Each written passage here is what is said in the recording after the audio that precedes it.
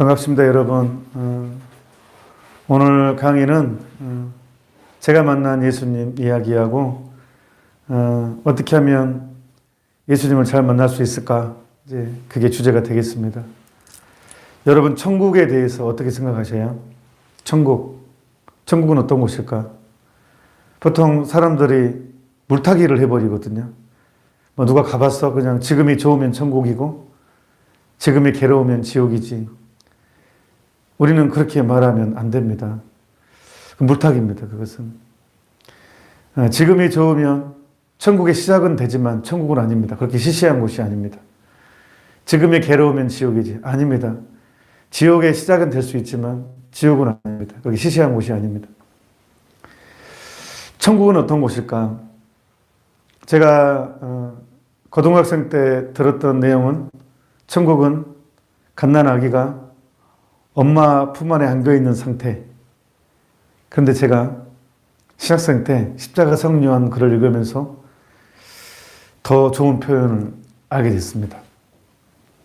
풀어서 말씀드리자면, 제가 고등학교 1학년 때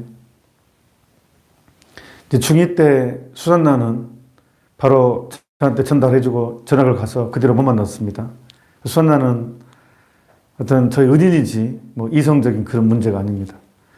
근데 고1 때 길을 가다가 첫눈에 뿅 간 친구가 있었습니다.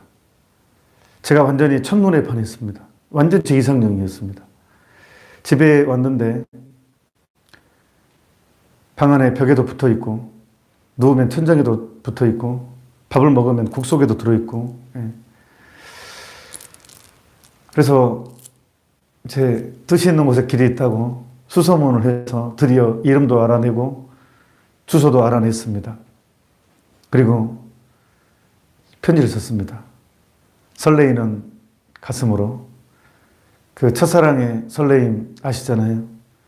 썼다 지웠다 썼다 지웠다를 수십 번 반복해서 드디어 완성을 해서 떨리는 마음으로 이렇게 전달을 했습니다. 그런데 답장이 안 오는 거예요. 그때 당시 저희들 사이에 유행했던 말은 이거였습니다. 10번 찍어 안 넘어가는 나무 없다. 그래서 저는 결심했습니다. 10번 찍어 안 넘어간 나무 없으니까 나는 끝까지 하겠다. 두 번째 또 편지 썼습니다. 답장이 안 왔습니다. 세 번째, 네 번째 답장이 안 왔습니다. 7번째 썼습니다. 7번째 만에 답장이 왔습니다. 만나자고. 심장이 터지는 줄 알았습니다. 드디어 지성이면 감천이라고 통했구나 하고 저 제일 깨끗한 옷 갈아입고 목욕제기하고 물론 제일 깨끗한 옷을 갈아입고 만나러 갔습니다. 그 만나러 가는 제 발걸음이 어쩌겠습니까? 거의 그 무협지에 보면 축지법이 나오잖아요. 사람이 붕 떠가지고 가는 것. 거의 그런 비슷한 상태였던 것 같습니다. 만났습니다. 그리고 그 친구가 저한테 이렇게 얘기했습니다. 연준아, 나는 안 좋아해. 다시는 편지 보내지 마.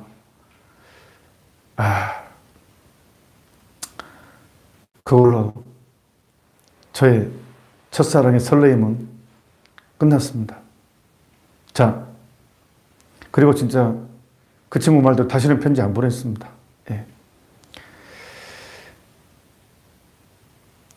제가 그 친구를 만나기 전까지 그 상태. 자, 내 인생을 돌아봤을 때 가장 행복한 순간이라고 합시다. 첫사랑의 설레임. 그것을 내 인생의 가장 행복한 순간이라고 했을 때 십자가 성 요한은 이렇게 표현합니다. 그 첫사랑의 설레임과 천국을 비교했을 때 첫사랑의 설레임은 쓰거움이다. 그렇게 얘기합니다. 쓰리고 거북한 것이래요. 최민수 신부님 번역인데 언어는 어떻게 나왔는지 모르겠지만 최민수 신부님 번역은 쓰거움이라고 표현했습니다. 천국이 얼마나 아름다웠고 행복한 곳인지 그 첫사랑의 설레임마저도 쓰리고 거북한 것이라고 십자가 성 요한은 말합니다. 제가 여러분들과 나누고 싶은 것은 바로 이것입니다. 이 강의를 통해서 누리게 해주고 싶은 것은 바로 천국입니다. 예수님께서 가난한 사람들아 너희는 행복하다. 지금 우는 사람들아 너희는 행복하다. 지금 고통받고 있는 사람들아, 지금 모욕당하는 사람들아 너희는 행복하다. 어떻게 가능하겠습니까 이게? 돈 없는 게 얼마나 서러운 일인데, 얼마나 자존심 상한 일인데, 얼마나 모욕적인데, 얼마나 굴욕적인데, 그런 사람 앞에 너희는 행복하다라고 말하는 게 보통 용기겠습니까? 예수님께서 그렇게 말할 수 있는 게 무엇이겠습니까? 돈을 줄 것도 아니면서. 바로 당신이 주실 천국이 무엇인지를 알기 때문에, 장차 우리가 누리게 될 천국의 영광, 하느님 나라가 얼마나 어마어마한 것인지를 확실히 알고 있기 때문에 지금 우는 사람들아 너희는 행복하다 한 것이 아니겠습니까?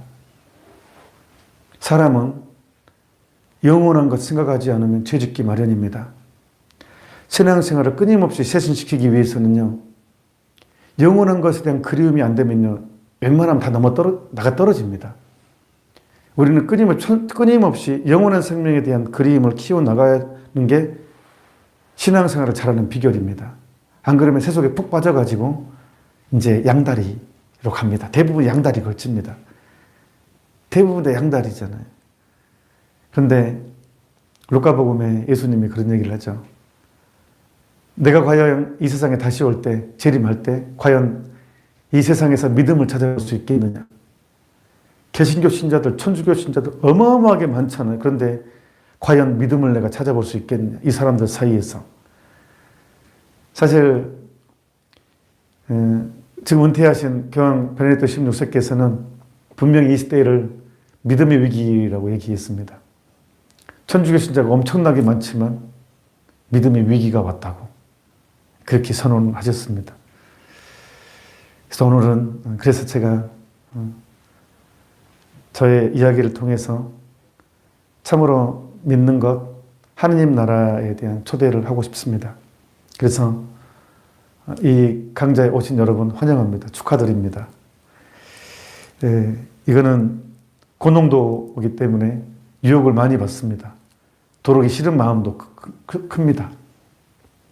이건 제가 잘나서가 아니라 하느님께서 저에게 주신 게 있기 때문에 그렇습니다. 이런 사람들한테 말하라고 저한테 이런 체험을 주셨거든요. 저는 이것을 말하지 않을 수가 없습니다. 내 송소고 소명이기 때문에. 내가 이 말을 잘 전달하기 위해서 그것은 내가 칭찬받을 일은 아닙니다. 왜? 하느님이 주신 것이고 나는 하느님이 주신 것에 대해서 말해야 될 의무가 있기 때문에 저는 의무감으로 하는 것입니다. 제가 고등학생 때 사춘기를 심하게 앓은 편에 속했습니다. 사실 사람은 양심이 불안하면 하느님이 부담스럽습니다. 아니, 하느님이 없었으면 좋겠습니다. 왜? 불안하니까. 파스칼 팡세의 서두에 보면 사람은 양심이 불안하면 하느님이 없기를 바란다고. 그래 죄가 많은 사람은 지옥이 없는 종교를 원하게 됩니다. 저는 확실히 이 부류였습니다. 사춘기를 겪으면서 하느님이 정말 계실까? 하느님이 계시다면 어떻게 이 세상이 요모양 요꼴일까? 어떻게 하느님을 세상을 만들었다면 공평하게 만들어야지. 왜 아프리카 같은 나라는 착박해가지고 비도 잘 안 와요. 굶어 죽어가는 사람들 수두룩하고, 아메리카 대륙 특히 미국 쪽은요 땅이 기름줍니다. 진짜 기름줍니다. 거기는 비만으로 죽어가는 사람이 많습니다. 아니 이왕 세상을 만들 거면 똑같이 공평하게 만드시지 왜 그러냐고요. 저는 이 하느님의 이 행동을 만약 하느님 계시다면 이 불공평을 소화할 수 없었습니다. 또한 제 주변에 보면 진짜 나쁜 사람이 있는 것 같아요. 근데 그 사람들은 잘 돼요. 진짜 잘 돼요. 잘 되는 것 같아요. 그리고 주변에 진짜 법 없이 사는 사람이 있거든요. 그 사람 진짜 열심히 성실하게 정직하게 살다가 이제 먹고 살만 하니까 암 걸려서 평생 모은 돈 다 병원에 쏟아내고 죽어요. 너무 억울하죠. 그걸 보면 하느님이 계시다면 이럴 수가 없다. 어떻게 이럴 수 있을까? 너무 불공평해. 태어날 때부터 장애로 태어난 사람은 무슨 죄냐고요. 누구는 태어날 때 남부럽지 않게 태어나서 고생도 안 하고 누릴 거 다 누리고 살고, 누구는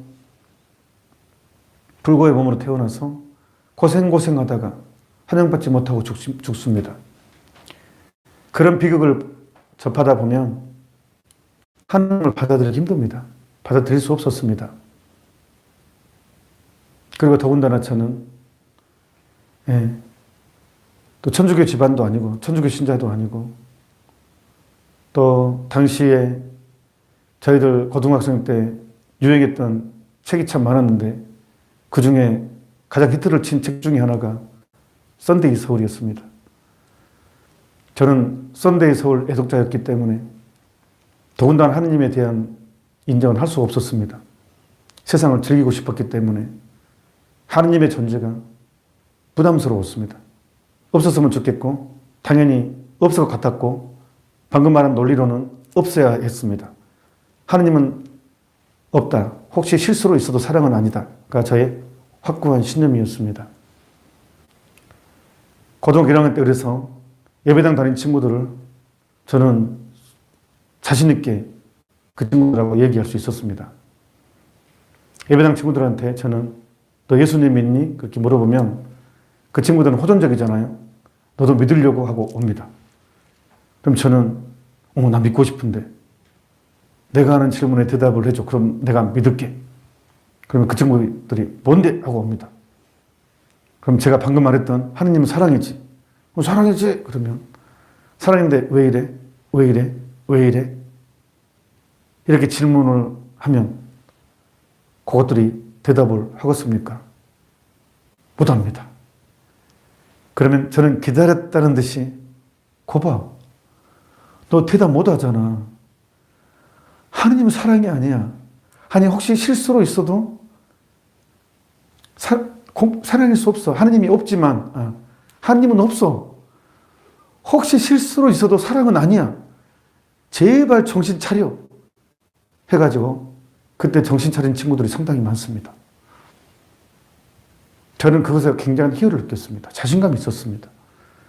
하느님이 없다고 증명하는 데는 자신이 있었습니다. 너무 쉬웠습니다. 그리고 저는 친구들 사이에서 막 나가는데 좀 선두였던 것 같습니다. 음담패설도 얘기 많이 했고, 저는 지금도 고등학교 동창회를 안 나갑니다. 왜냐? 나는 네가 누구인지 안다. 그것 때문에. 사제직에 좀 존엄함을 지켜주기 위해서.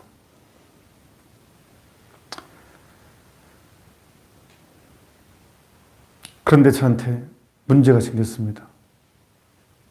어떤 문제가 생겼느냐? 저희 집에 일이 계속 꼬이는 거예요. 저희 어머니가 너무 힘들어서, 이제 옛날에는 미신능이를 많이 했잖아요. 풍수지리를 믿었습니다. 그래서 풍수지리를 하는 사람한테, 땅을 보는 사람한테 물어봤습니다. 우리 집이 왜 이렇게 꼬이요? 하고 물어보니까 그 풍수지리 하는 사람이 대답을 줬습니다. 답을 줬습니다. 그게 무엇이었느냐? 아버지 묘가 잘못됐다는 거예요. 저희 아버지는 제가 초등학교 5학년 때 돌아가셨거든요. 생생합니다. 부모의 죽음이 어찌 생생하지 않을 수 있겠습니까? 초등학교 5학년이었지만 또렷합니다. 제 영혼에 확 박혀있는 사건이죠. 아버지 묘가 잘못됐다는 거예요. 어머니가 깜짝 놀래가지고 바로 이제 아버지 묘 정비를 이제 시작하겠죠. 근데 제가 놀란 것은요. 저는 결혼을 안 해봤잖아요. 저희 어머니, 아버지 저 어린 나이에 아버지가 알코올릭이었거든요. 맨날 싸웠습니다. 저녁마다 싸웠습니다. 밥상 날아다니는 것은 예산 일이었고요. 형님은 그냥 나가버렸고 저는 어떻게 뭐 나갈 수도 없고 가운데에 끼어가지고 싸움 말리다가 가운데 끼면 맞는 건 저예요. 그런 것을 좀 겪었는데 아니 그렇게 싸우더니 신기한 것은요. 참 부부 사이가 신기한 것 같아요. 아버지가 돌아가시니까 그렇게 싸우더니 어머니가 그리워하시더라고요. 아버지를. 그리고 제사상에는 돈이 없어도 가장 비싼 것을 고르더라고요. 생선도. 놀랐어요, 속으로. 그래서 이 강의를 듣고 계신 형제님들을 희망을 잊지 마십시오. 예. 자매님은 돌아옵니다. 예. 죽었을 때. 예. 그래서 어머니께서 깜짝 놀라셔서 날짜를 잡으셨습니다. 근데 아실랑가 모르겠지만 아버지 묘를 이제 정비하고 뼈를 닦아야 된대요. 그 풍수지리 하는 사람이 아버지 뼈를 닦아야 된다고. 근데 아실랑가 모르겠지만 그 뼈는 누가 닦냐? 아들이 하는데 아들 중에서 누가 합니까? 장남이 해야 됩니다. 천만다행으로 저는 차남이었습니다. 그때 가슴을 쓸어내렸어요. 큰일 날 뻔했다. 내가 차남으로 태어난 게 얼마나 감사한 일인가. 큰일 날 뻔했다. 했죠. 날짜를 잡았는데 그때 형님은 서울에 계셨습니다. 연락을 드렸어요. 당연히 내려온다고 하셨죠. 그런데 말입니다. 당일날 안 내려오셨습니다. 그럼 누가 해야 됩니까? 차남이 해야 됩니다. 제가 차남이었습니다. 중간 형도 없고 그때가 고등학교 1학년 때입니다. 어떡합니까? 이미 인부 들어와 있고 자존심은 있고 집안은 이렇게 해야 되고 하얀 천이 준비되어 있습니다. 아버지 뼈를 닦아야 되니까 화장실 닦으면 안 됩니다. 아버지는 존엄하시기 때문에. 하얀 천을 준비해서 세숫대야 준비하고 하여튼 준비하고 장갑 준비하고 인부를 데리고 산소에 갔습니다. 삽으로 이제 무덤을 이렇게 파헤쳤죠. 드디어 시간이 얼마간 흐르고 제가 초등학교 5학년 때 봤던 그 관, 사람들에 의해서 관이 내려갔던 그 관이 제 눈앞에 보였습니다. 너무너무 무섭고 두려웠고 떨렸습니다. 어떡하지? 어떡하지? 살이 덜 썩었으면 어떡하지? 어떻게 닦지? 이것을? 아마 그런 생각, 어떻게 해야 되시나? 고등학교 1학년이잖아요. 하지만 인부들이 있는데 내 아버지가 앞에 있는데 놓고 도망가겠습니까? 간독공을 열었습니다. 딱 봤는데 천만다행으로 육탈이 다 돼 있었습니다. 즉 살이 없었습니다. 뼈만 그대로. 아버지 해골이 있었고 그 뼈 그대로. 그런데 아버지 해골에 머리카락이 덜 썩었었어요. 돌아가신 지 5년밖에 안 됐으니까 이 정도 머리카락이 아버지 해골에 붙어 있었어요. 듬성듬성이. 그래서 제가 아버지 해골을 들었습니다. 그리고 하얀 천으로 아버지 해골을 머리카락을 닦아내면서 아버지 하고 속으로 불렀죠. 어쩌면 겉으로 불렀는지도 모르겠습니다. 그 아버지 하는데 사실 저희 아버지하고 제가 아버지는 알코올릭이었기 때문에 그렇게 좋았던 추억보다는 맨날 싸우는 기억이 더 크니까 이분에 대한 원망이나 미움이 있어야 되는데 놀라운 것은 눈꽃만큼도 원망이나 미움 그게 없었습니다. 아버지 하고 부르는데 그 짧은 순간에 영화가 필름이 지나가는 것처럼 영상이 지나가는 것처럼 그 아버지 술 드시면 저희를 불렀어요. 전빵. 옛날에 구멍가게를 전빵이라고 그랬습니다. 불러서 가자 노래를 시켰습니다. 노래 부르고 나면 가자를 그냥 손 집히는 대로 그냥 해서 나 보내고 그 기억부터 시작해서 그냥 탁 지나갑니다. 그러면서 확 제 심장 확 깊이 확 박힌 게 있었어요. 그게 무엇이었느냐. 어떻게 말로 설명하기 힘듭니다. 근데 확실하게 제가 얘기할 수 있는 것은 이겁니다. 헛되고 헛되다. 세상 만사 헛되다. 고등학교 1학년 나이 80에 넘어서야지만이 뼈저리게 느끼는 인생 무상을 제 아버지 해고를 통해서 너무 깊게 체험해 버렸습니다. 왜냐하면 이 아버지 해고를 통해서 저의 모습을 봤거든요. 아버지 해골이 저의 해골이었습니다. 왜냐하면 저는 하늘에서 뚝 떨어진 존재 아니고 땅에서 우연히 솟아난 존재 아니잖아요. 아버지가 있으니까 내가 있는 거잖아요. 그러니까 아버지하고 제 해골을, 아버지 해골을 내 손 높이에, 눈높이에 올려서 놓고 봤을 때 분명히 해골 안에서 저를 봤어요. 저를. 그때 느끼는 허망함, 인생 무상. 인생은 하룻밤의 꿈, 일장춘몽이라는데 진짜구나. 진짜구나. 전도서인가요? 헛되고 헛되다. 세상 만사 헛되다. 그게 제 심장에 확 들어와 버렸습니다. 인생 별거 아니라는 것. 인생 진짜 별거 아니라는 것.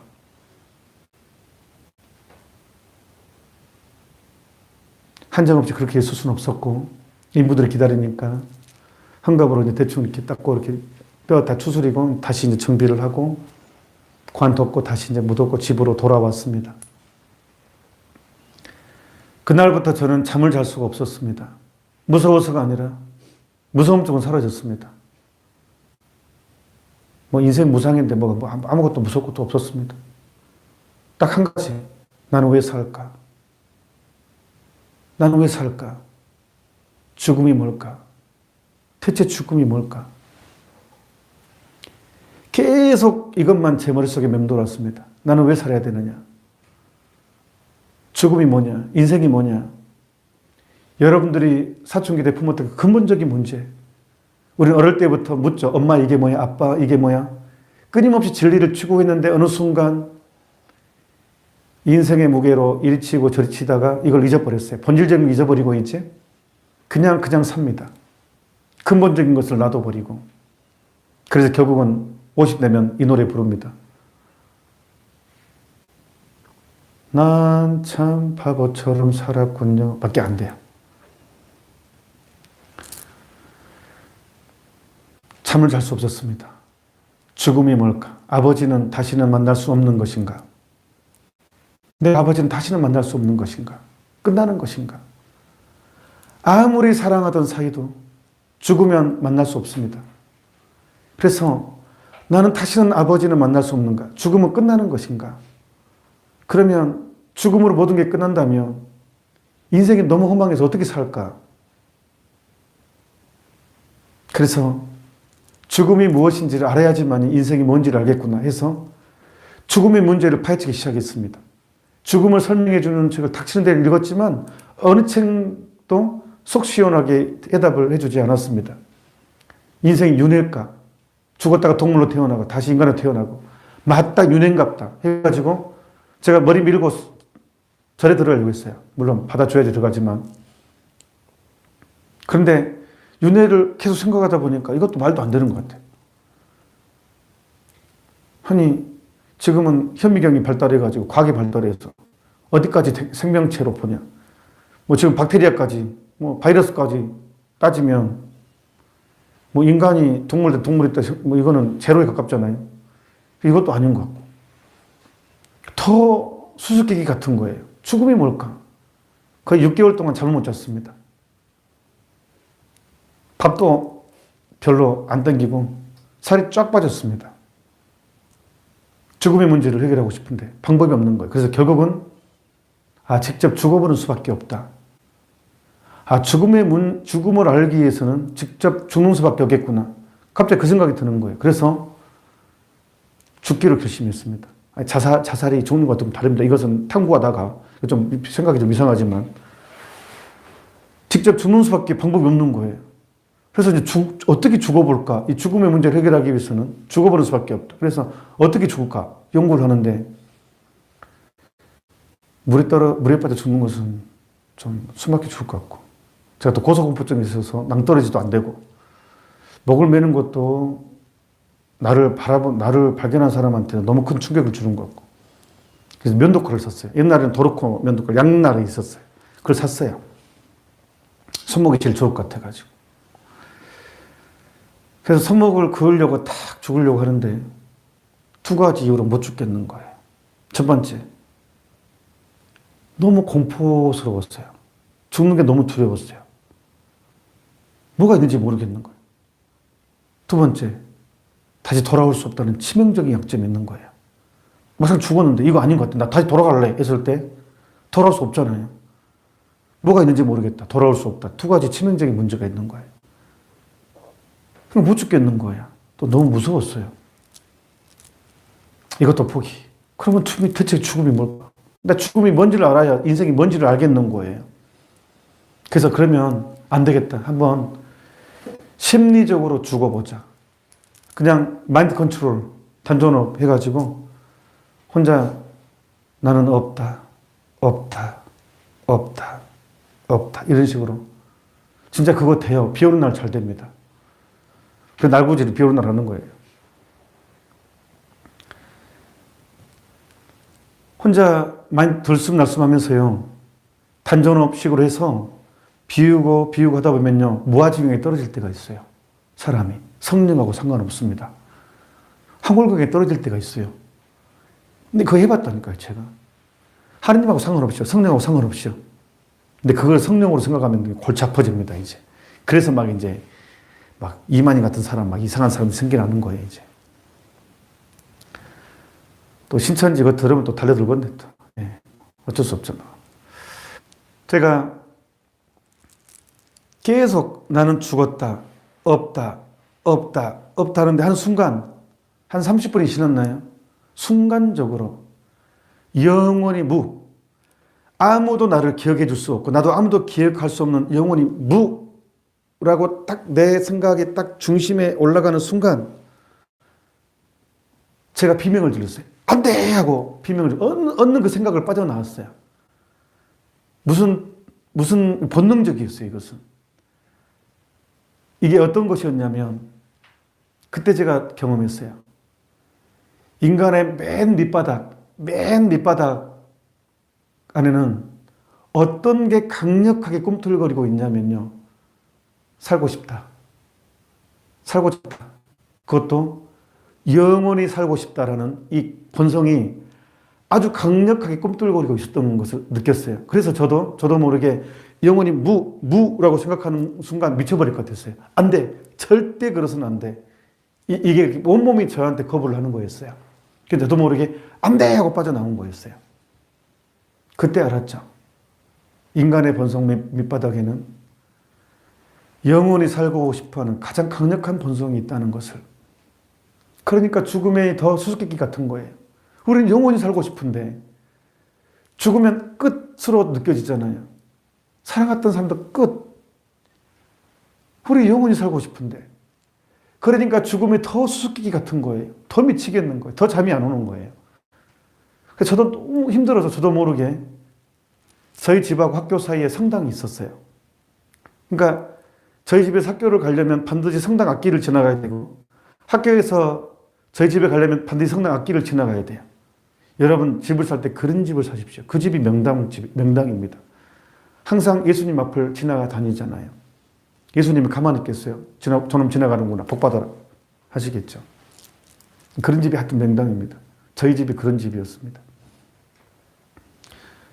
학교에서 집에 가는 길에 너무 힘든 거예요. 저도 모르게 너무 쉬고 싶어서 들어간 곳이 성당이었습니다. 그때 영화 같은 사건이 벌어졌습니다. 성당문을 들어가는 순간 이 긴 치마 입은 검정 옷을 입은 남자가 신부님이 몇 명 앉혀놓고 예비자 교리를 하고 있었어요. 그 예비자 교리의 제목이 내자였습니다. 내자. 죽음이란 칠판에 써져 있는 거예요. 제가 얼마나 놀랬겠습니까? 깜짝 놀라서 온 마음으로 집중하기 시작했습니다. 내가 저 문제 때문에 6개월 동안 잠을 못 잤기 때문에 눈이 번쩍 뜨였습니다. 그리고 대체 저 신부님이 어떻게 이야기하는가 보자 하고 내 온 신경을 다해서 집중했습니다. 마침 그때 신부님께서 죽음을 정리해 주셨습니다. 그대로 설명해 드리겠습니다. 지금도 생생하기 때문에. 죽음은 삶의 시작이다. 어머나. 이게 뭡니까? 죽음은 끝이잖아요. 끝장나는 거잖아요. 게임 끝이에요. 그런데 세상에 신부님 입에서 죽음은 삶의 시작이래요. 시작. 끝인데 시작이래요. 근데 저는 방금 그 전에 안 돼! 하고 영원히 살고 싶은 본능을 느꼈기 때문에 죽음은 삶의 시작이다라는 해석이 어마어마하게 다가왔습니다. 엄청난 희열로 맞다. 마땅히 절해야 된다는 게 확 들어오는 거예요. 그리고 계속 설명하셨어요. 신부님께서. 저는 이제 이미 제정신이 아닙니다. 온몸에 막 희열과 막 기쁨. 예. 신부님께서 계속 이야기하십니다. 인간은 영과 육으로 이루어졌다. 육이 없고 영만 있으면 인간이라고 하지 않는다. 귀신이라고 한다. 반대로 영이 없고 육만 있으면 송장, 시신, 시체라고 한다. 인간이라 부르려면 영과 육이 있어야 돼. 영이 없으면 이 육만 있으면 송장, 시신, 시체란다니까요. 그러니까 인간은 영과 육으로 이루어졌다. 맞죠? 영은 눈에 안 보이지만 이미 받아들이고 있습니다. 이 단어 안에서. 인간이라는 단어 안에서. 이미 영을 누리고 있죠. 우리는 지금. 근데 사람이 죽으면 이제 인간은 죽음이라는 문을 통해서 너무 더 놀라운 해석이 나와요. 죽음이 하나의 문이래요. 아무것도 아닌 거예요. 죽음이 우리한테는 엄청난 공포고 두려움인데 죽음이 하나의 문이래요. 들락날락거리는 문. 그냥 문. 도. 죽음이라는 문을 통해서 육은 썩지만 영은 죽음이라는 문을 통해서 예수님께로부터 용서받은 사람은 천국으로 가는 것이고 용서받지 못한 사람은 지옥으로 가는 것이다. 그렇게 설명했어요. 죽음이라는 문을 통해서. 제가 그 신부님 말씀을 들으면서 엄청난 해방감을 누렸습니다. 맞다. 그냥 저는 그게 받아들여졌어요. 6개월 동안 잠 못 자고 고민했기 때문에 온몸으로, 온 마음으로. 그 아르키메데스가 그 목욕탕에서 그 비중 발견하잖아요. 그래서 유rek하고 뛰쳐나오잖아요. 알몸인 것도 모르고 너무 기쁜 나머지. 저는 이상하게 그 대목이 생각났습니다. 진짜로. 아, 이런 감정이 있겠구나. 그런데 놀라운 것은요. 그럼에도 불구하고 하느님은 사랑이라고는 받아들이지 않았어요. 왜? 세상이 너무 불공평했으니까. 그래서 신앙은 그럼에도 불구하고 주어지지 않았습니다. 저한테 크게 다가오지 않았어요. 놀랍죠. 하지만 마음 한구석에 그래 내가 하느님은 사랑이라고 믿겨지진 않지만 이건 받아들이기 힘들지만 영원한 생명 때문에 성당은 다니긴 다녀야 되겠다 이 생각은 했어요. 이제 도저히 하느님은 사랑이라 받아들일 수 없어요. 저는 너무 불공평해서 이 세상은 너무 억울한 사람이 많아요. 너무 나쁜 놈 너무 잘 돼. 이 세상은. 그래서 하느님 만든 세상이 아니다라고 철석까지 믿고 있었기 때문에 그런 처음에도 불구하고 믿음은 안 생겼고 그냥 성당은 다니긴 다녀야 되겠다 정도였습니다. 하지만 내가 영원히 사는 존재라는 것은 너무 좋았기 때문에 다시 제 삶엔 기쁨이 오기 시작했습니다. 아, 나는 죽지 않은 존재였구나. 인간은 죽지 않은 존재구나. 죽음이 끝장나는 게 아니었구나. 아버지는 만나는 것이구나. 아, 다시 연결되는 것이구나. 인연이라는 것은. 그게 너무 좋았습니다. 그러던 어느 날, 그래서 성당이 이제 좋았죠. 학교 갔다 오는 길에 좀 너무 지치면 성당에 아무도 없잖아요. 그 아무도 없는 공간에 혼자 앉아있는 게 너무 좋았어요. 이상하게 좋았어요. 그리고 저는 이제 완도성당 출신이거든요. 혹시 그 제주도 가는 길에 타고 가시면 완도성당 한번 가보세요. 이 벽화인데 너무 예뻐요, 성당이. 진짜 예뻐요. 아름답습니다, 성당이. 그냥 다 그림으로 되어 있는 성당인데, 예. 그냥 혼자 있는 게 너무 좋았습니다. 그러던 어느 날 신부님이 괜히 성당을 얘기했네. 너 여러분 추적하면 안 됩니다. 안 되는데 너 괜히 말했는데 실수. 라이브가 이게 문제 이게. 예. 아무튼 예. 이제 가끔 성당에 이제 앉아 있었는데 한 3번 앉아 있었나? 그것도 자주도 아니었습니다. 근데 주임 신부님이 야 이리 와봐 그러시는 거예요. 저한테. 그때 고등학교 2학년 때예요. 야 이리 와봐. 갔죠. 야, 한 달 후에 세례식 있는데 너 세례 받아 그러시는 거예요. 그러니까 신부님이 착각을 하신 거예요. 주임 신부님이. 제가 가끔 이제 학교 갔다 집에 가는 길에 성당에 앉아 있으니까 그때마다 신부님 우연히 본 거예요. 그러니까 신부님은 가끔 와서 나를 봤으니까 내려올 때마다 봤으니까 제가 매일 한 걸로 착각하신 거예요. 저놈은 세례 받지도 않은 놈이 저렇게 열심히 기도하는구나라고 생각을 하신 거예요. 그래서 그냥 저를 부르더니 한 달 후에 세례식이 있으니까 세례 받으라는 거예요. 저는 교리를 받지도 않았어요. 그래서 그냥 저는 일단은 영원한 생명 때문에 보험 들은 차원에서 바꿔보자 하게 된 거예요. 일단 바꿔보자. 영원한 생명은 내가 어디야 되니까. 저는 교리도 제대로 몰랐어요.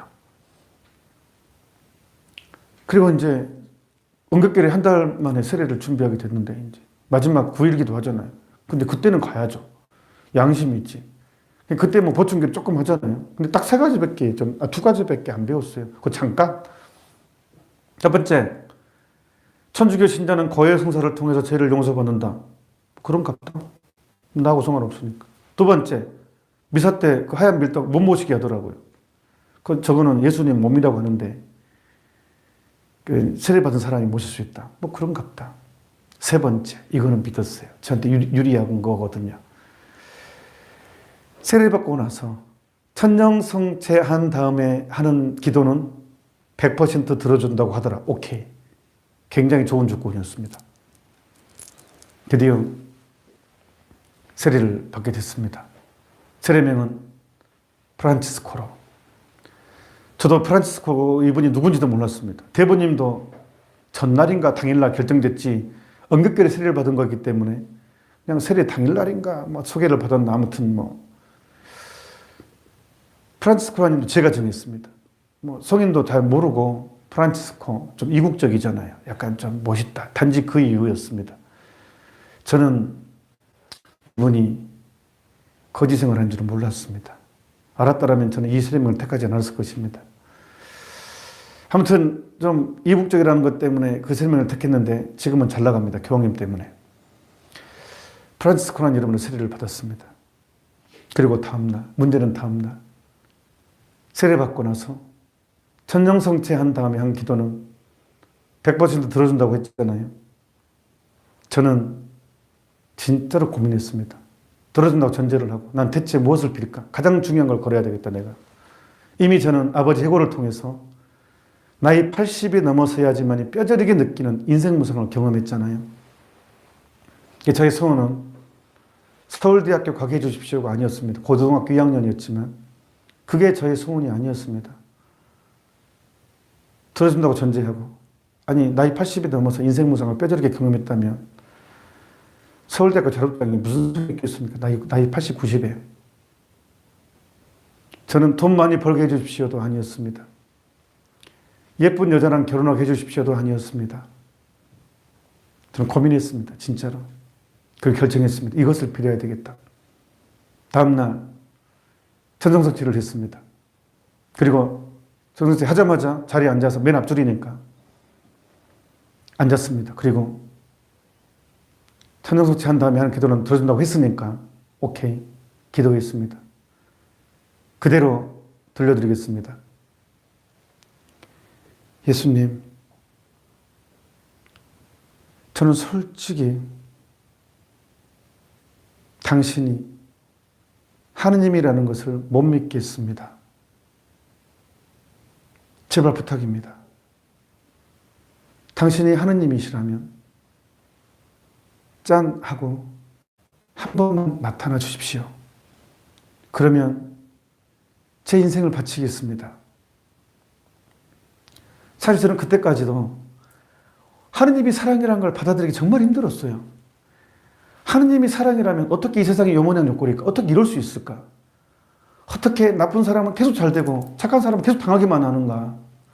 억울한 사람이 이렇게 많은가? 하느님이 사랑이라면, 공평하시다면, 아니 나쁜 사람이 한번 진짜 벼락이라도 한번 딱 맞아준다면, 아 진짜 하느님 계신가 보다, 내가 정신 차려야 되겠다 할 거 아니에요. 근데 그런 사람 벽도 안 맞아요. 나쁜 그런 사람들은 병도 잘 안 걸려요. 이미 정기적으로 건강검진 잘 하거든요.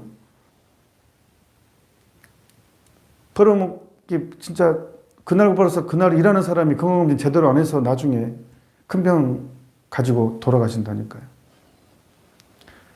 그래서 정말 저는 하나님이 공평하시다는 거, 사랑이시다라는 것이 받아들이기 힘들었습니다. 그래서 그렇게 기도했어요. 솔직한, 사실 말도 안 되죠. 천연성체 한 기도가 난 당신을 못 믿겠습니다라고 했으니까. 하지만 저한테는 그게 절실했어요. 예수님, 저는 당신이 하느님이라는 걸 못 믿겠습니다. 제발 부탁입니다. 당신이 하느님이시라면 짠 하고 한 번만 나타나 주십시오. 그러면 제 인생을 바치겠습니다. 라고 했다니까요. 근데 지금 생각하니까 제가 잘못한 기도 같아요. 그냥 이렇게 있었어야 돼요. 짠 하고 한 번만 나타나 주십시오. 그러면 고맙겠습니다. 라고 해야 되는데 그게 불리한 조건이 들어갔어요. 내 인생을 바치겠습니다. 이거는 뺐어야 되는데 그냥 나타나 주시면 참 감사하겠습니다. 이걸로 했어야 되는데. 그리고 이제 저의 천선서 기도가 이제 그걸로 이제 끝났죠. 그리고 이제 천주교 신자로 살기 했습니다. 그리고 한 달 만에 냉담의 일기가 왔습니다. 제가 세례받기 전 천주교는 거룩하게 보였습니다. 미사바 쓰고 기도하는 모습이 너무너무 아름다웠고, 그 미사 때 복사 쓰는 아이들이 전 천사로 보였어요. 진짜로. 너무 아름답고 막. 근데 내 옆에 앉아서 하는 거 천사는 아닌 것 같고. 그 정도로 신성했어요. 신부님이 참 미사를 거룩하게 봉헌했거든요.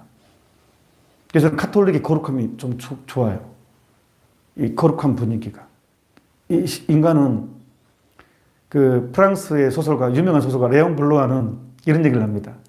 인간은 태양이 없어도, 신양이 없어도 살 수 있지만 거룩함 없이는, 신비 없이는 살 수 없다.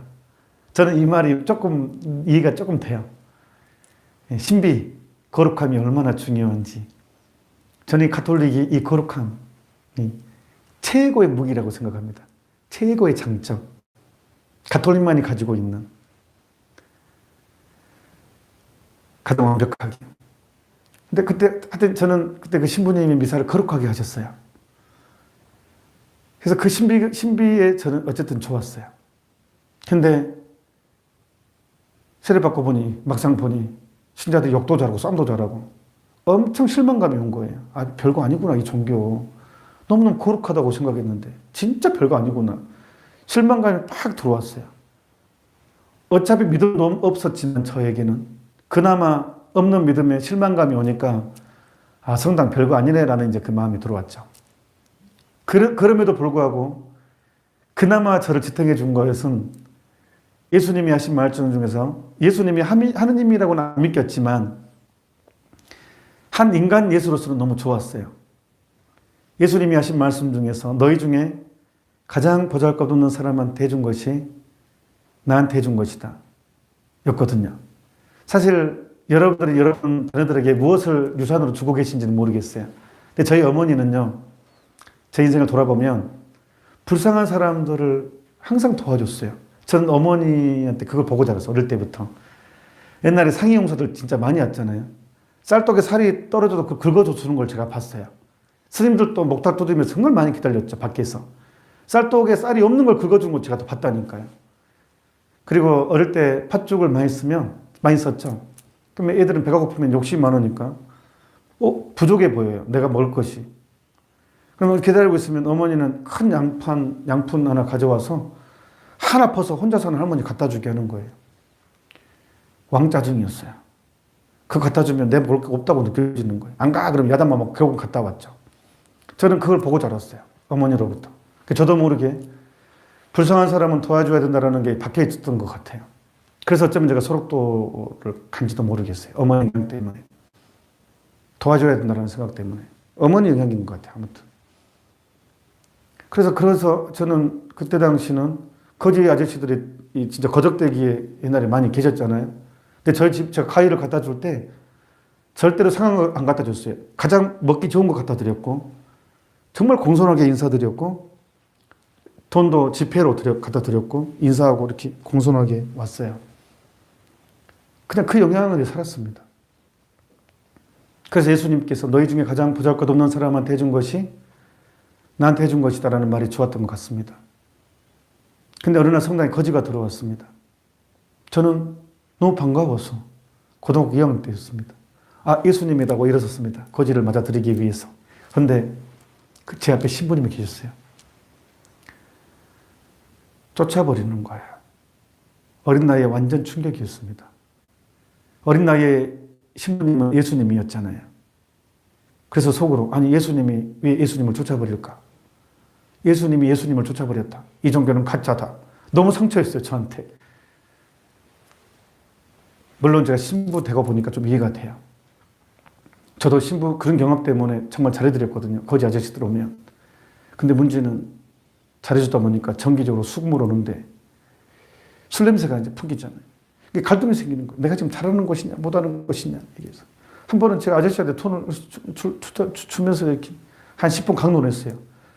내가 아저씨한테 돈을 주는 거 아깝지 않다. 그런데 아저씨가 더 무능하게 되는 것 같고 내가 지금 신부로서 오히려 더 아저씨를 망치는 것 같다면서 내 고민을 막 얘기했어요. 그리고 돈을 주렸는데 다시는 받고 안 오시더라고요. 아무튼 그때 당시에 신부님 그랬을 것 같아요. 제가 그 어린 마음에 신부님의 마음을 헤아릴 수 있었겠습니까? 저는 아무튼 신부님을 단죄했고 판단했습니다. 이 종교는 가짜다. 다시는 이 종교에 나오지 않겠다. 이 종교는 가짜다고 딱 집에 들어와 버렸습니다. 그걸로 끝. 천주교하고 나는 끝. 그런데 세례받고 한 달 지나면 성당에서 연락이 오죠. 뭐라고? 고해성사 보라고. 이게 이제 오늘 사전 피장의 첫 번째 포인트 나갑니다. 제가요, 세례받고 한 달 사이에 친한 친구한테도 고백하지 못한 죄를 지었습니다. 보통 우리가 어릴 때 죄를 지으면 친한 친구한테 고백을 하죠. 나 이랬다, 이런 짓 했다 하고 얘기 나누잖아요. 그런데 이제만큼은 친한 친구한테도 고백하지 못한 죄가 있었어요. 세례받고 나서 한 달 사이에. 그런데 들어버렸잖아요. 천주교 신자는 고해성사를 통해서 죄를 용서받는다고. 못 살겠는 거예요. 뭐 어차피 성당 안 나가게 했으니까 안 나갈 거야. 어차피 나 냉담할 거야 라고 할 수 있잖아요. 근데 그게 아니에요. 이 죄책감이라는 게 장난 아니에요. 천주교 신자가 돼버렸고 나는 고해성사를 통해서 죄를 용서받는다는 소리를 들어버렸고 어떡하지? 이 죄책감이라는 게 장난 아니잖아요. 이 죄책감을 지우려고 목욕탕에 들어갑니다. 딱 탕 속에 한 30분 때려 불려가지고 가슴을 싹 밉니다. 때만 벗겨지지. 죄책감은 벗겨지지 않습니다. 이 죄는 벗겨지지 않습니다. 절대로 더 뚜렷해집니다. 어떡하지? 고민하다가 할 수 없다. 내가 이 고해성사만 보고 성당 나가지 말자 하고 성당 갔습니다. 맨 끝자리에 앉아 있었어요. 식은땀이 쫙 나는 거예요. 왜? 아니 신부님도 사람인데 어떻게 신부님한테 내 치부를 고백하냐. 이 말도 안 된다 이것은. 신부님도 사람인데 어떻게 신부님한테 내 치부를 내 죄를 고백하냐. 말도 안 된다. 아니 하느님이 사랑이라면 개신교처럼 하나님 잘못했어요. 그럼 딱 개간하게 끝나야지. 뭘 또 사랑이라면서 꼭 고백하게 만들고 그러냐. 이거 잘못된 제도다. 나는 너무 복잡한 종교에 들어와 버렸구나. 이런 생각이 드는 거예요. 너무 고해성사라는 제도가 너무 잘못된 것 같아요. 더 큰 문제는 신부님이 내 목소리를 안다. 이게 더 큰 문제예요. 내가 이 고해성사를 보고 나서 신부님 얼굴을 내가 어떻게 보냐. 나 절대 못 본다. 이 신부님 얼굴을. 그런 생각에 미치다 보니까 도저히 고해성사를 못 하겠는 거예요. 그러는 순간 번뜩이는 아이디어가 떠올랐습니다. 여러분 같으면 신부님 그런 거 가지고 고민하셨습니까? 라고 하겠죠. 번뜩이는 아이디어. 이밖에 알아내지 못한 죄에 대해서 통회하오니 사하여 주소서. 나는 그런 요령을 몰랐습니다. 그때 번뜩이는 아이디어가 떠올랐습니다. 맞다, 이럴 필요가 없지. 똑같은 하느님인데 개신교를 개종하면 되지. 개종. 예배당 가면 되지. 똑같은 하느님인데 영원한 생명을 추구하는데 맞다, 개종하면 되겠다. 벌떡 일어섰습니다. 제가 성당 맨 끝자리에 앉아 있었거든요. 그러니까 딱 기도 들어서 몇 발짝만 걸어 나가면 끝났습니다. 이제 벌떡 일어서서 성사 안 봐도 되니까. 식은땀이 쫙 났지만 이제 반전이 생겼죠, 저한테. 안 봐도 돼요. 벌떡 일어나가지고 돌아가지고 성당 문을 나가려는 순간 소리가 들렸습니다.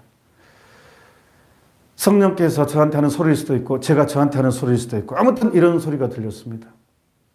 야, 창피하지도 않냐?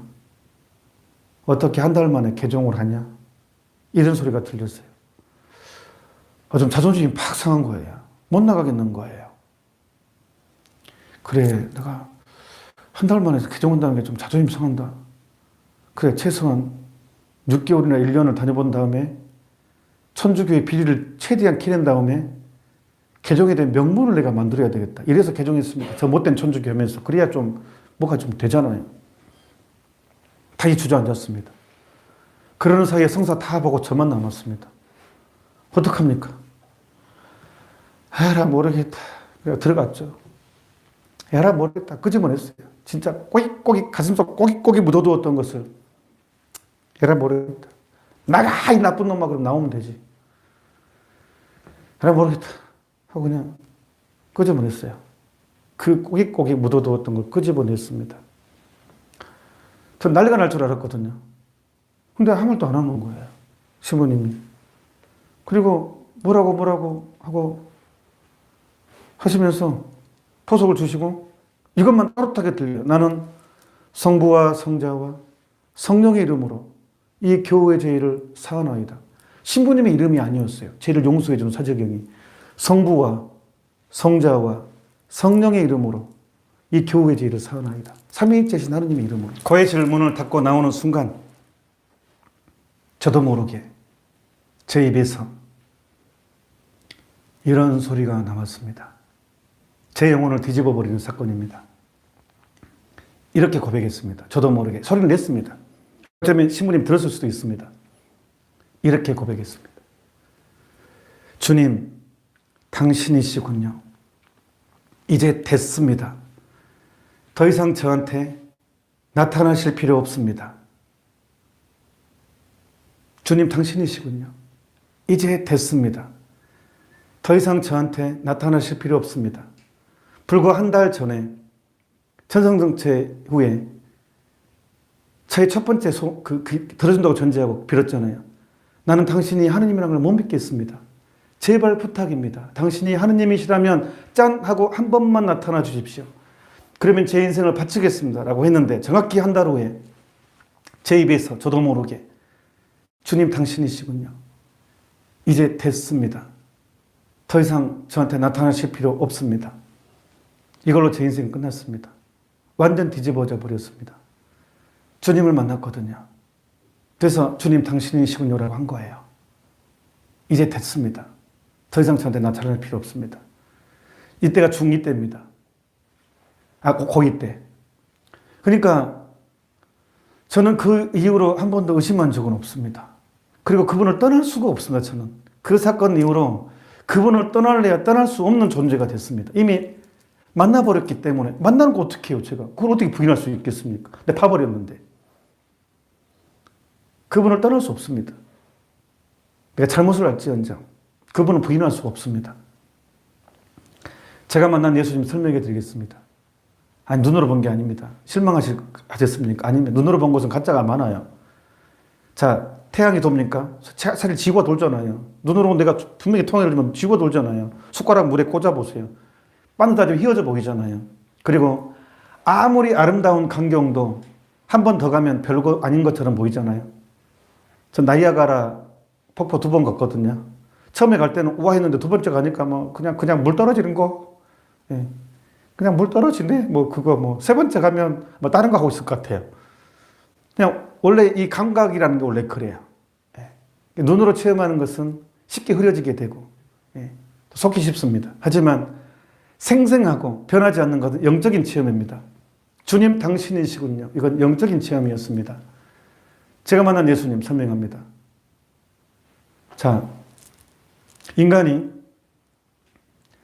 하느님으로부터 받은 선물 중에서 가장 큰 게 뭔지 아십니까? 인간이 하느님으로부터 받은 선물 중 가장 큰 것은 자유입니다. 자유. 자유의지. 자유가 없다면 어떻게 감사할 수 있겠습니까? 어떻게 사랑할 수 있겠습니까?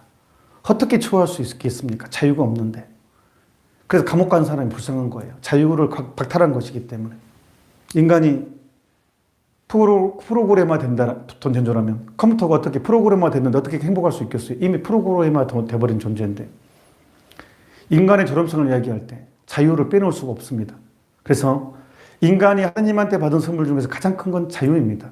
그런데 인간이 그 죄를 지을 때 자유가 묶입니다.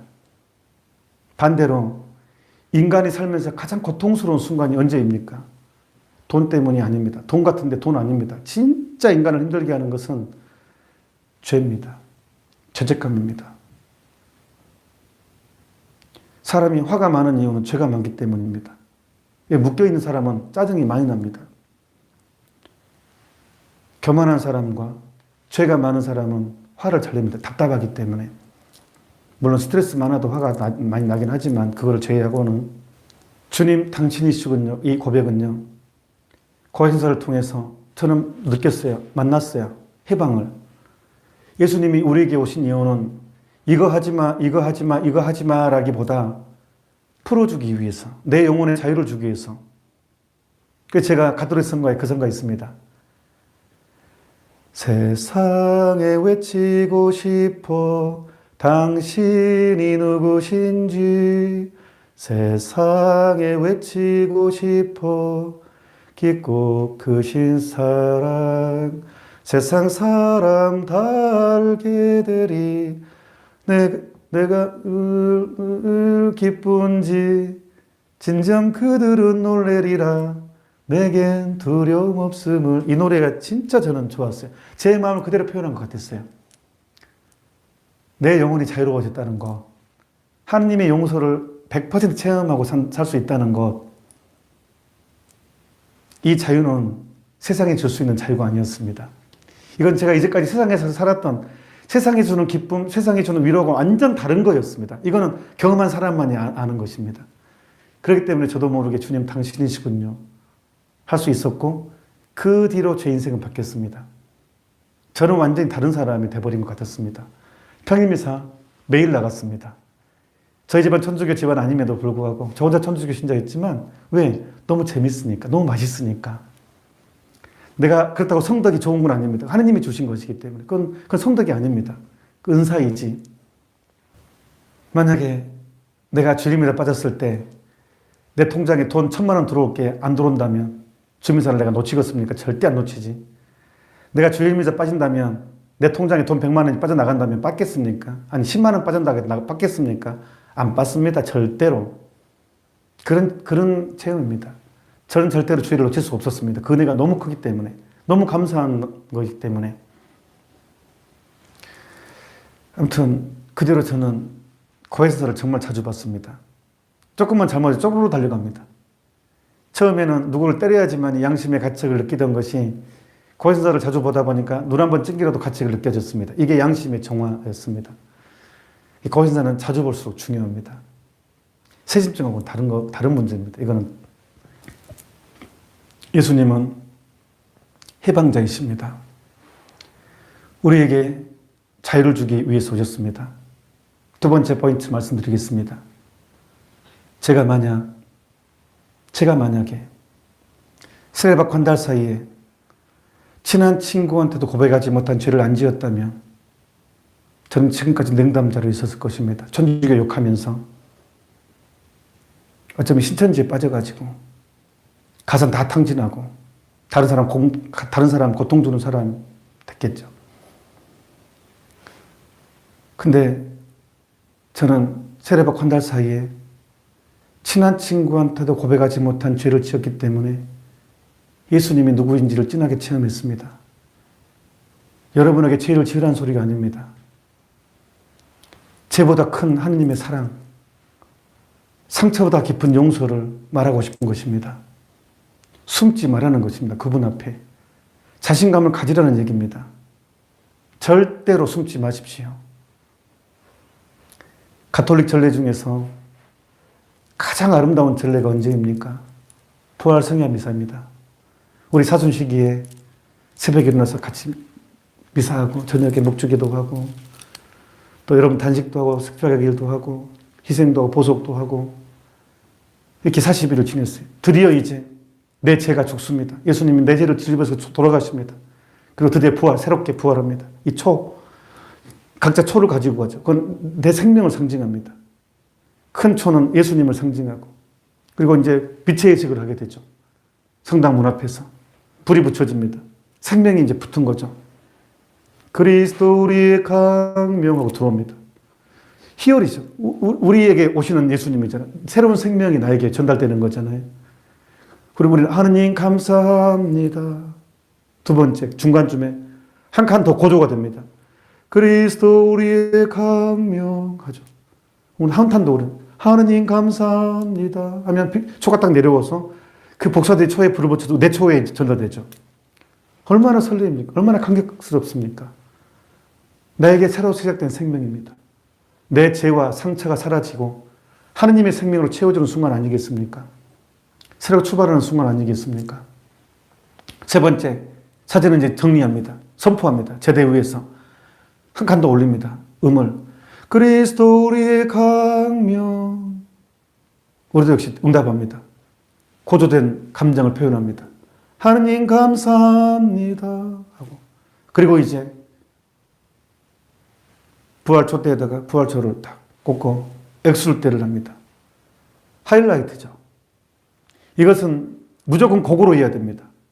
만약에 신부님이 음치면 성가대 단장이든 성가대가 하기로 되어 있습니다. 법으로. 무조건 곡으로 해야 너무 장엄하기 때문에 흔들어 바치는 기도해야 되기 때문에 엑술대입니다.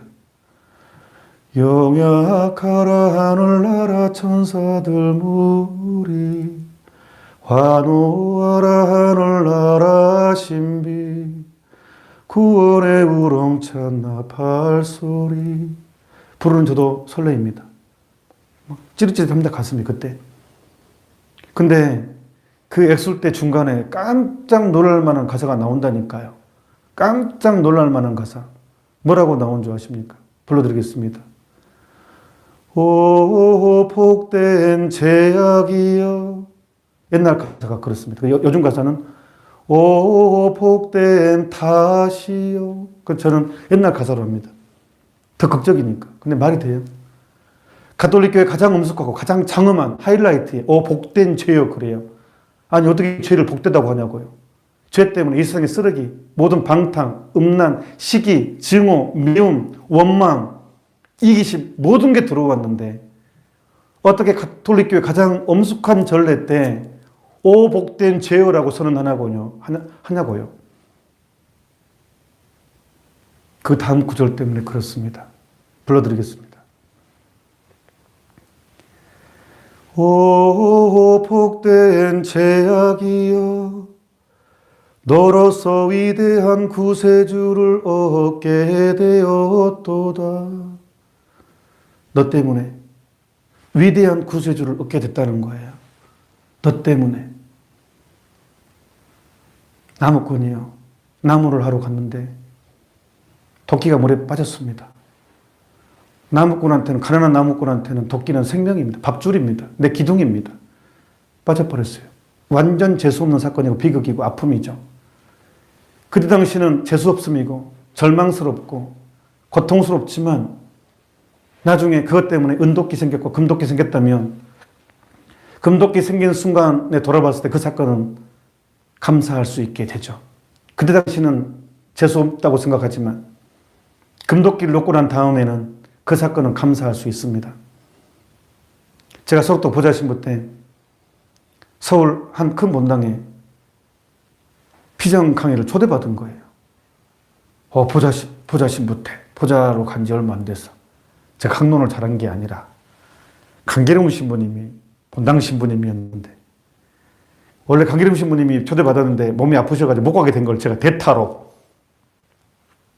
그런데 제가 얼마 산지 안 돼, 얼마나 떨렸겠어요. 촌놈이, 그 섬에 있는 놈이 한 번도 그런 외부 강의를 나가본 적이 없었는데 아니 보좌 신부가 세상에 그것도 서울의 큰 본당에 하루 피정 초대를 받아서 제가 해야 되는 거예요. 얼마나 떨렸겠어요. 그래서 강의록 준비하고 노트북 산지 얼마 안 된 거 혹시 강의록 잊어버릴지 모르니까 노트북 다시 뽑으려고 노트북도 챙기고 그래서 제가 한우분 차 빌려가지고 가스차여가지고 7시간 운전해가지고 그때는 길도 안 좋았고 또 다리가 없었거든요. 배 타고 잠깐 나왔다가 그래서 왔는데 저희 집이 형님 식당을 하고 계셨어요. 그러니까 이제 형님이 또 동생 또 신부니까 또 자랑을 하고 싶었는지 그 아는 사람을 불러놓고 또 소주 한잔 하고 오라니까 어떡하겠어요. 형님 또 오라는데 가야죠. 소주 한잔 하는데 피곤해가지고 못 견디겠네. 그래서 한 잔만 하고 이제 일찍 가 자겠다고 형님한테 키 드리고 와서 잤는데 그날 새벽 5시인가 전화비를 올린 거예요. 형님한테서. 신부님. 아니 형님하고 제가 나이가 7살 차이인데 제 형님한테 어릴 때 꼼짝도 못했거든요. 근데 신부 되니까 역전이 됐습니다. 그래서 제 말을 올립니다. 신부가 이래서 좋습니다. 신부님 그 차에 혹시 뭐 뒀어요? 그러는 거예요. 이게 웬 소리예요? 아니 저희 노트북하고 강의록하고 돈도 용돈도 있었는데 아니 형님 저 제 가방 차에 있는데 아이고 큰일 났네.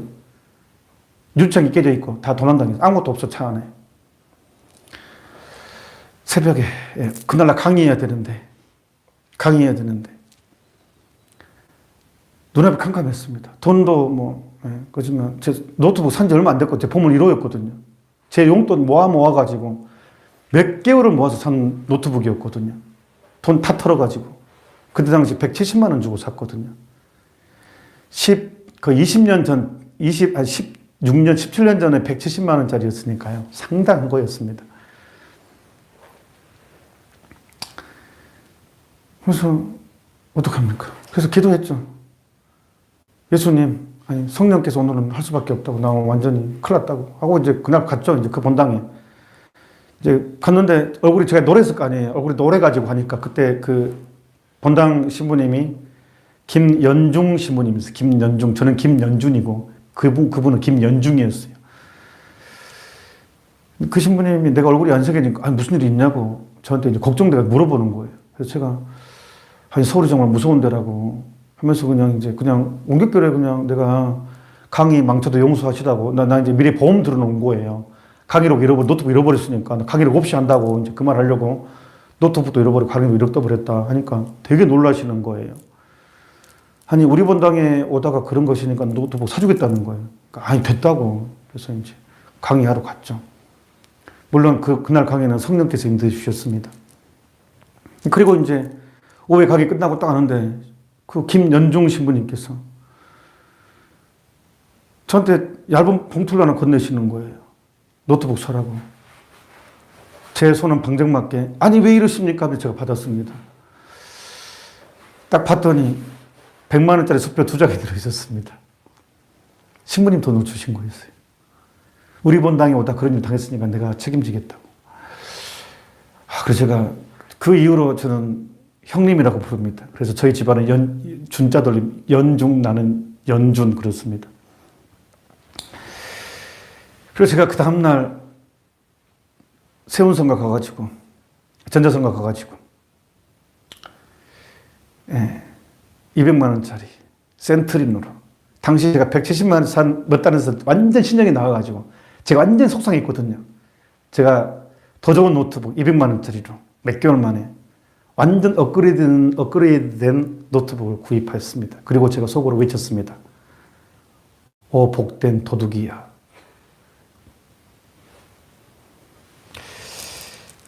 우리 인생이 그럴 거라는 것입니다. 그때 당시는 비극이고 상처고 주님 저한테 왜 이러십니까? 저한테 왜 이러십니까? 저주받은 몸 같고 재수 용 붙은 사람 같고 그렇지만 분명히 예수님 말씀하셨습니다. 제가 많은 것은 종도 많다겠고 가난한 사람들아 너희는 행복하다 했고 지금 우는 사람들아 너희는 행복하다 했고 지금 박해받는 사람들아 너희는 행복하다 했고 고통이 우리를 구원합니다.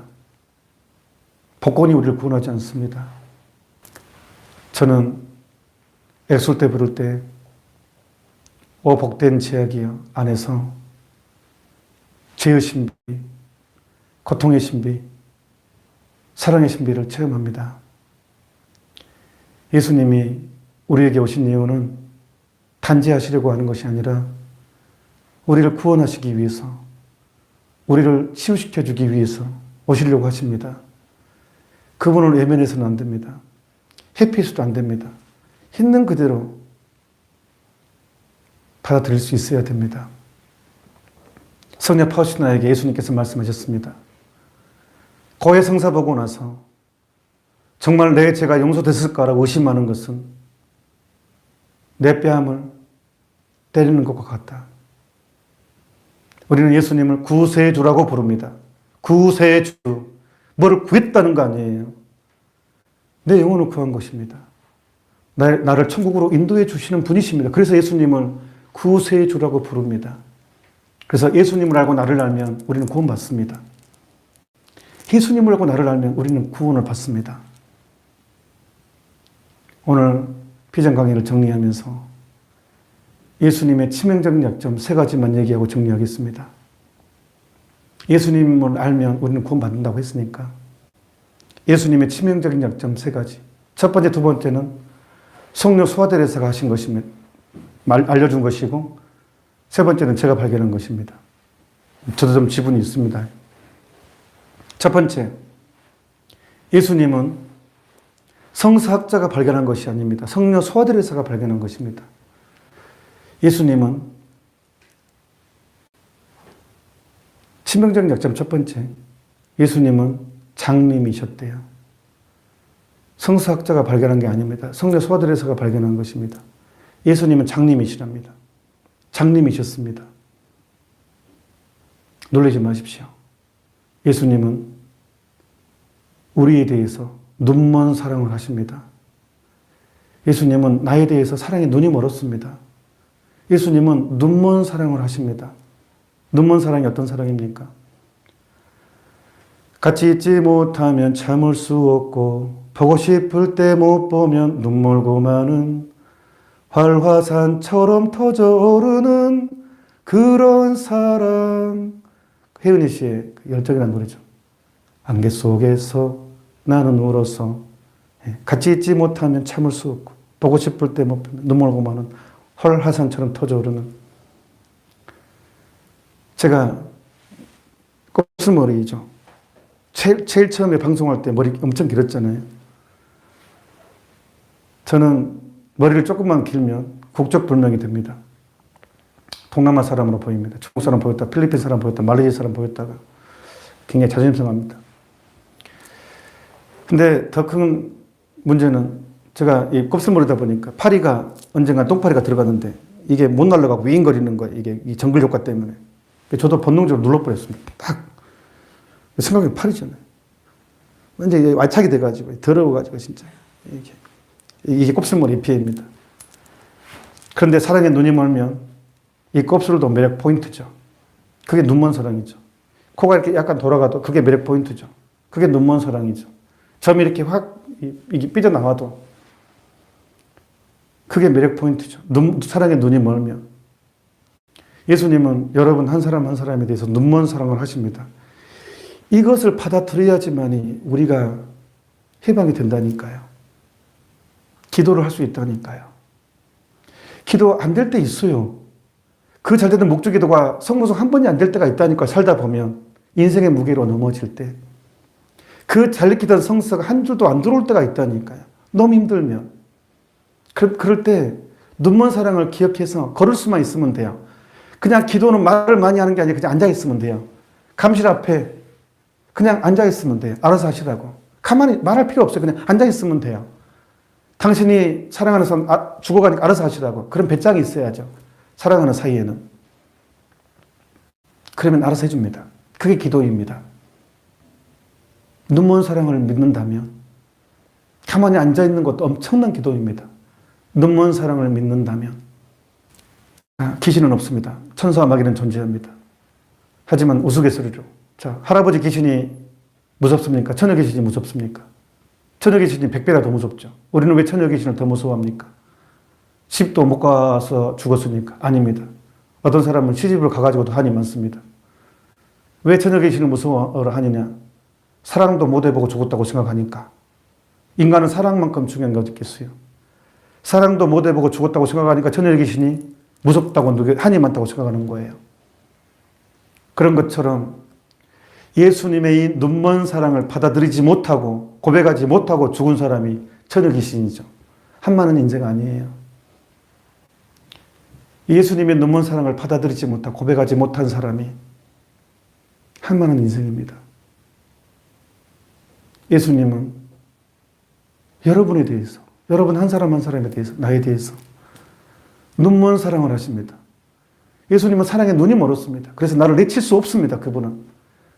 내가 용서를 청할 때, 내가 무릎을 꿇을 때 그분은 절대로 나를 내칠 수 없습니다.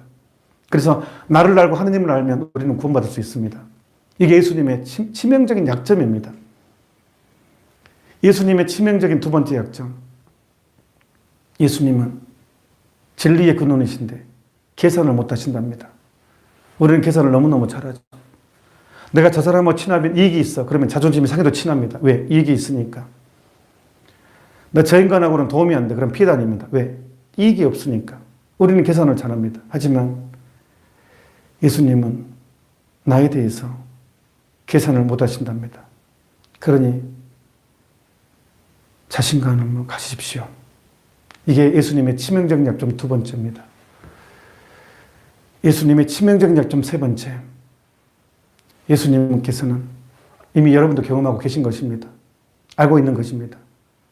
당신 엄마한테는 꼼짝 못 하십니다. 어머니의 부탁 거절하지 못하십니다. 숙모님 부탁 거절하지 못하십니다. 어머니를 통해서 가면 훨씬 넘치도록 몇 배나 많이 받을 수 있습니다. 그게 성모신심의 특징이고 성모님처럼 예수님을 사랑하게 만들어 버립니다.